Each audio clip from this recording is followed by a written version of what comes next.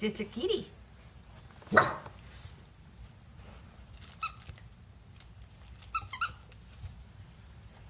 Now these, what do you do? Just So roll them around? No, there's treats underneath. Oh. Oh. Okay. So it gets her exploring, smelling, and trying to figure out, instead of being so reactive. And then you can boost her drive too. And you can do this with the game. Like what else, I played with the bowl. So every time she touches it, then you can mark and reward her for playing with it. Okay.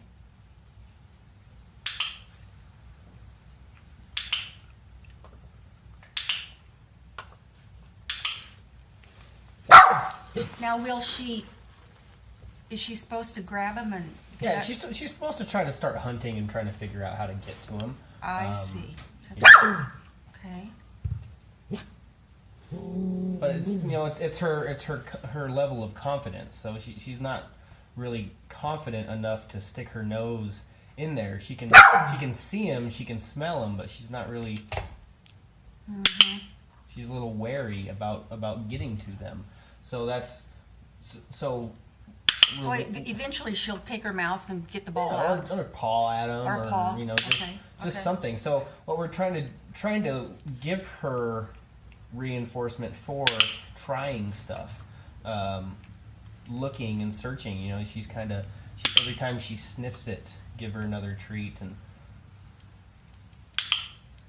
just kind of up the ante. She has to sniff her.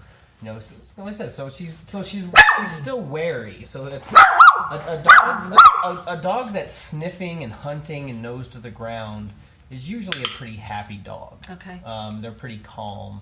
They're pretty confident. They're pretty cool, calm, and collected. All them C's. So she's kind of gauging. She is eating.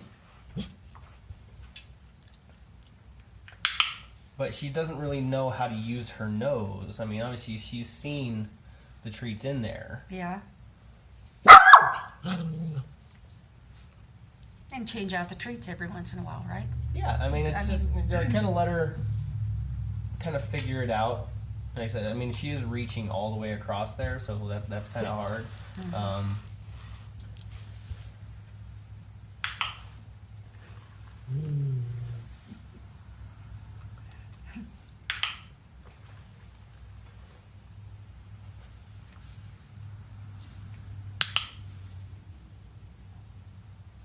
You see how she didn't go for that one? Yeah. You can still see how she's kind of on edge still.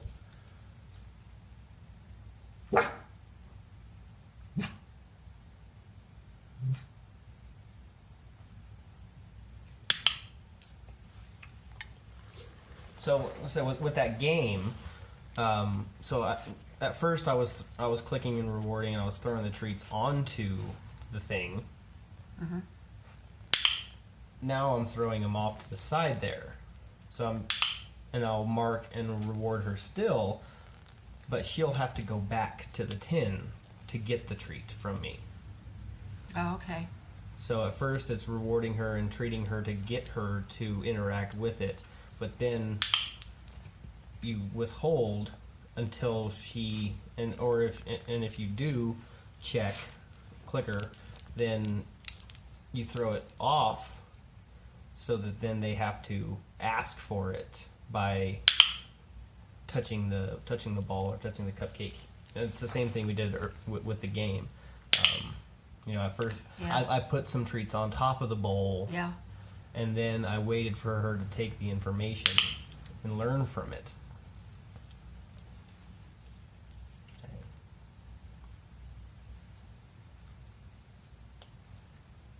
So she was allowing me to pet her, still a little wary, but she's growing. Mm-hmm. I mean, she's, I would have to say that, definitely from the first week I was here and to this week, just me being and coming through the front door. Yeah. Definitely not as big a deal. Mm-mm.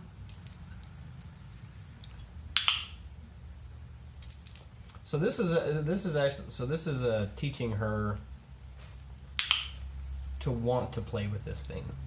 Because not only, so before I was giving her all the information and putting it on there, but now she actually has to interact with it to get the treats. So every time she goes off on a tangent and starts sniffing something else, she gets nothing. But every time she comes back to it, she gets it. And even when after she does, I treat off over here, so she has to decide to go back and look at this thing. And this is that thing is the most valuable thing in the room right now, and we're surrounded by other stuff.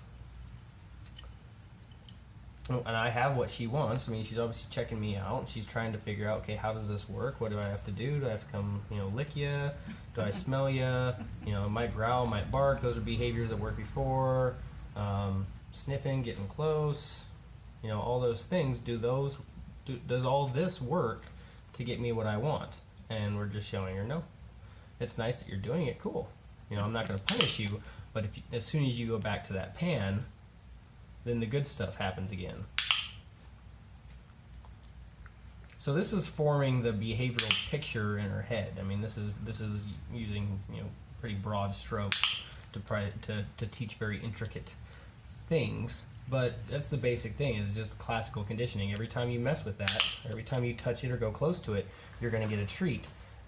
And you're going to get a treat over here. So if you want another one, then you have to go back over there. And you do that with anything. I mean, since this thing really has no value to her, you're adding value.